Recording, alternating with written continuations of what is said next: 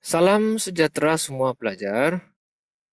Hari ini tajuk kita ialah mereka cipta model takal berfungsi. Oke. Takal, ini muka surat 133. Takal memudahkan beban diangkat. Kita sudah belajar tentang kegunaan takal itu kan. Memang fungsi utama dia ialah mengangkat beban lah. Oke, jadi memudahkan beban diangkat. Jadi sekarang nih, bagaimanakah kamu boleh menghasilkan satu model takal berfungsi untuk menyelesaikan masalah mengangkat beban? Jadi maksudnya di akhir kelas ini, kamu akan mencipta mereka dan mencipta satu model takal yang berfungsi. Oke. Jadi untuk membuatnya itu kita kena ada langkah-langkah. Oke. Untuk mereka cipta model takal berfungsi, kita perlulah mengikut langkah-langkah berikutlah berpandukan contoh di bawah. Oke, kita tengok contoh ni lah.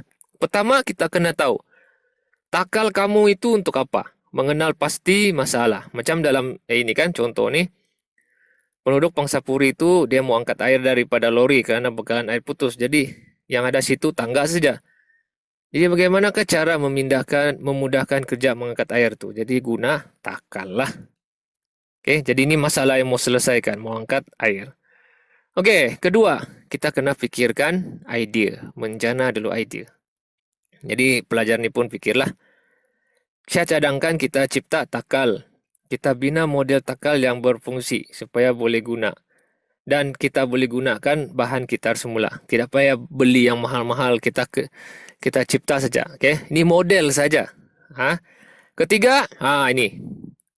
Sebelum membuat takal itu, kamu kena lakar dulu idea kamu. Buat dulu bentuk takal yang kamu mau buat itu. Wajib. Oke, buat lakaran idea. Sudah siap lakaran idea tu, dari situ idea kamu tu barulah kamu boleh fikir. Sebenarnya saya mau guna alat apa untuk buat takal saya ni. Jadi langkah keempat ialah menyediakan alat dan bahan.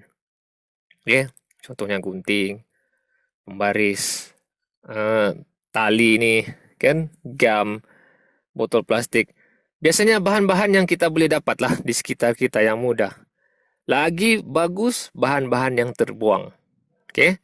Jadi bila bahan-bahan sudah ada, barulah kita mula membina model takal. Ini contoh ini tidak perlu ikut ini.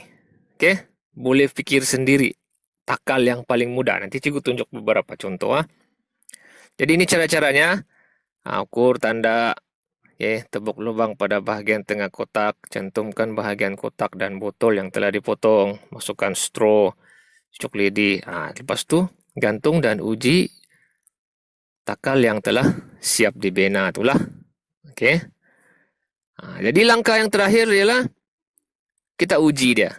Okey. Jadi contohnya inilah, ini model sajalah, bukan dia guna betul-betul untuk angkat air, tapi dia menyelesaikan. Okey. Dia menyelesaikan, salah satu cara dia mau menyelesaikan masalah ini. Jadi model takal ini, ni di bawah lah, ni jelas kita. Model takal ini digunakan untuk mereka cipta takal tetap yang boleh mengangkat air ke tingkat atas. Model. Jadi ini menyelesaikan masalah inilah konon-kononnya. Baik, jadi kita sudah tahu langkah-langkah untuk mereka cipta model tu. Jadi apa yang cikgu mau kamu buat selepas ini, hasilkan satu model takal berfungsi mengikut kreativiti kamu. Oke, jadi di akhir nanti kamu akan hantar dengan cikgu lakaran idea kamu. Dan juga, tidak payahlah hantar lakaran idea. Hantar saja model takal kamu tu. Oke. Contoh, boleh tengok sini. Ini senang ni. Oke. Ini boleh buat macam begini, takal. Atau macam begini. Tidak perlu letak air lah atau apa-apa. Yang penting dia berfungsi. Oke. Nah, contoh-contoh lah. Pakai penutup botol sini kan.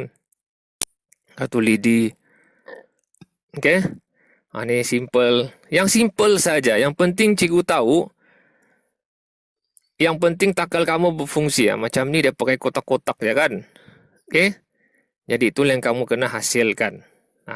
Tengok ni.